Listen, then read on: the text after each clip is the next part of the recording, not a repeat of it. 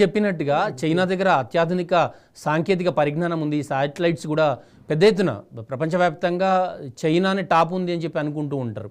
So ఈ ఈ అలర్ట్కి సంబంధించి కొంత సమాచారం ఉన్న అది బయటికి చెప్పలేదు అన్నదాన్ని ఎంతవరకు నిజం ఉంది సార్? దాంట్లో మీరు ఏ విధంగా విశ్లేషిస్తారు? ఇది బేసిక్గా ఒక డిజాస్టర్ అనేది జరగడానికి ప్రాముఖ్యంగా భూమి లోపల పరిణామాలు, భూమి మీద ఉన్న క్లౌడ్ యొక్క పరిణామాలండి.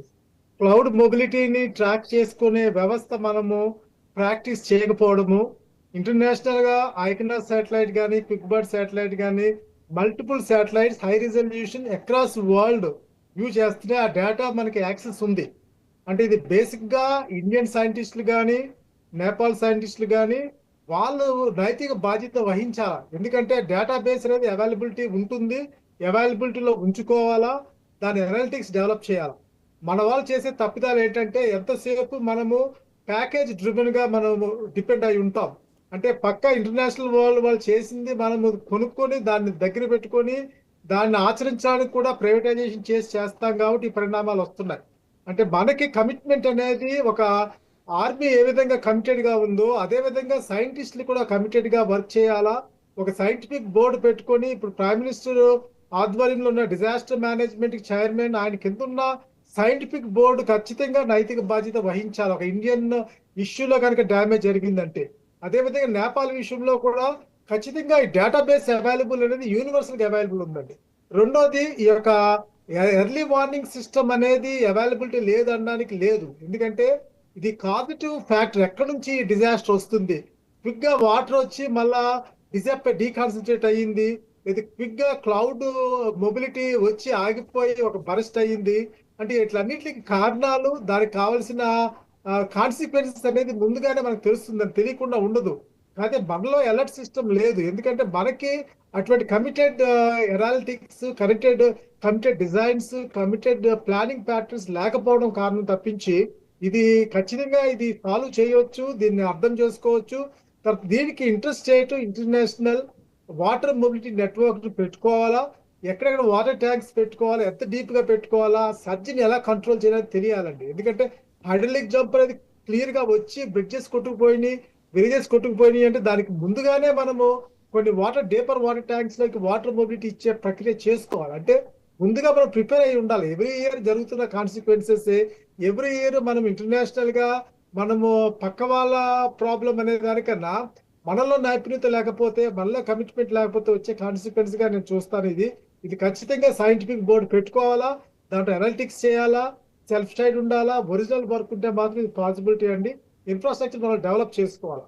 ఇంకోటి ఏంటంటే పవర్ సంబంధంగా, కమ్యూనికేషన్ సంబంధంగా కూడా ఇంటర్నేషనల్ వాళ్ళు ఫ్లైవీల్ టెక్నాలజీ వాడుతున్నారు, విండ్ టర్బైన్స్ వాడుతున్నారు. Why not the Nepal? వీళ్ళు ఖచ్చితంగా ఈ ఆల్టర్నేటివ్ ఎనర్జీస్ పెట్టుకోవాలా, కమ్యూనికేషన్ కి పెట్టుకోవాలా, పవర్ కి పెట్టుకోవాలా, వాటర్ సప్లైకి పెట్టుకోవాలా. ఎంతసేపు మనము గ్రిడ్ లేదు కాబట్టి మేము చీకట్లో ఉన్నామన్నామంటే తప్పిదం అవుద్దండి. అందువల్ల ఇవి ఆల్టర్నేటివ్ ఎనర్జీస్ చేసుకునే సైంటిఫిక్ బోర్డుకి ప్రాధాన్యత ఇవ్వాలి. కానీ ఇది మధ్యవర్తుల రాజ్యంగా, పొలిటికల్ వ్యవస్థ రాజ్యంగా ఉంటే మాత్రము అది చాలా దారుణం అవుతుందండి. ఇప్పటికన్నా గవర్నమెంట్ కానీ, ఇంటర్నేషనల్ కానీ కళ్ళు తెరిచి ఒక సైంటిస్ట్లకి ఇంపార్టెన్స్ ఇచ్చి నైతిక బాధ్యత ఇవ్వాలండి. నైతిక బాధ్యత ఇప్పించి చేయిస్తే ఖచ్చితంగా మనం సక్సెస్ అవుతాము. అయితే ఇజ్రాయెల్ మీద లేకపోతే అమెరికా వాళ్ళ మీద డిపెండ్ అవ్వడం అనేది తప్పు. అది నా పర్సనల్ ఒపీనియన్ అండి. ఎస్ సార్, మీరు చెప్పిన దాంట్లో వాస్తవం ఉంది.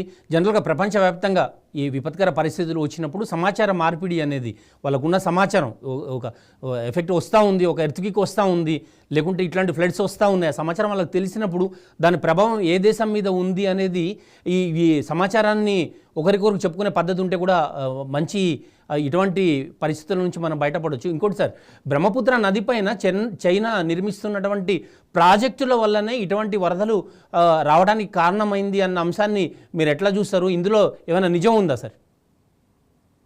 అంటే బేసిక్ గా వాటర్ కి మొబిలిటీ ఇచ్చేది, వాటర్ కి రిటైన్ ఇచ్చేది, వాటర్ కి డైవర్ట్ చేసేది, వాటర్ డిస్ట్రిబ్యూట్ చేసేది ఖచ్చితంగా నెట్వర్క్ మనకి సేఫ్ గా మనం చేసుకోవాలండి.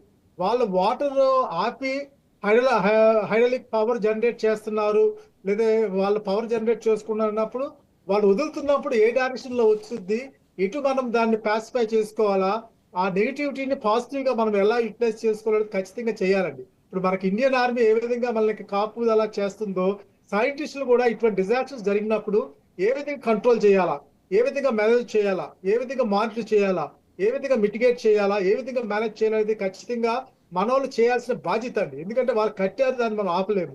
కానీ కట్టారేది తప్పు అనే దానికన్నా అటువంటి నెగిటివిటీ వచ్చినప్పుడు దాన్ని పాజిటివిటీగా ఎలా మలుచుకోవాలనేది చాలా ఇంపార్టెంట్. ఖచ్చితంగా ఇప్పుడు మనకి నేచర్ కోఆపరేట్ చేయని పరిస్థితిలో మనకు ఉంది. ఎందుకంటే ఇది ఎన్విరాన్మెంట్ డిజాస్టర్ గా చూస్తున్నాము, మన దేశంలో నేపాల్ ఎకనామిక్ డిజాస్టర్ గా కూడా మనం చూస్తున్నాము, తర్వాత మనకి ఒక ఎకలాజికల్ డిజాస్టర్ గా చూస్తున్నాం. కాబట్టి వీటిని కంట్రోల్ చేసే వ్యవస్థని ఒక సైంటిఫిక్ గా, ఒక ఇంజనీరింగ్ పరంగా చేసుకుంటే మాత్రము ఎన్ని నెగిటివిటీస్ వచ్చినా, ఎంత కమ్యూనికేషన్ వాళ్ళు చేయకపోయినా కానీ మన ప్రాబ్లమ్ సాల్వ్ చేసుకునే స్థితిలో మన సైంటిస్టులు ఉండాలా. దానికి అనుగుణమైన ప్లానింగ్, ఇంజనీరింగ్ ఖచ్చితంగా కావాలని నా ఉద్దేశం అండి. ఇది ప్రాబ్లమ్ సాల్వ్ చేయొచ్చు కానీ దీనికి అనుగుణమైన ఎర్లీ ప్లానింగ్ అనేది కావాలా. అంటే ఎవ్రీ ఇయర్ జరుగుతున్న డిజాస్టర్స్, కేరళ కానీ, నేపాల్ కానీ, నేపాల్ బార్డర్స్ లో ఉన్న మన కంట్రీకి కానీ ఎవ్రీ ఇయర్ జరుగుతున్నాయి. కాబట్టి what is the spatial network and what is the spectral network and how the under ground geomorphology ఎలా ఉంది, ఎక్కడెక్కడ ప్రెజర్స్ తో వస్తుంది, ఎక్కడ ఫ్లాష్ వస్తుందో చూసుకొని ఆ పాయింట్స్ నిరంతరంగా మానిటర్ చేసే వ్యవస్థ కావాలండి. ప్రాబ్లం వచ్చినప్పుడు డిజాస్టర్ జరిగిందని చెప్పి దాన్ని అనాలిసిస్ చేసే కన్నా ప్రాబ్లం రాకముందు డిజాస్టర్స్ వచ్చేదాన్ని ఉనికిని మనము ఎర్లీ వార్నింగ్ సిస్టమ్ ద్వారా చేయొచ్చు అనేది నా ఉద్దేశము. చాలా రాడార్, తర్వాత థర్మల్ సెన్సార్స్, శాటిలైట్స్ మనకి అవైలబిలిటీ ఉన్నాయి.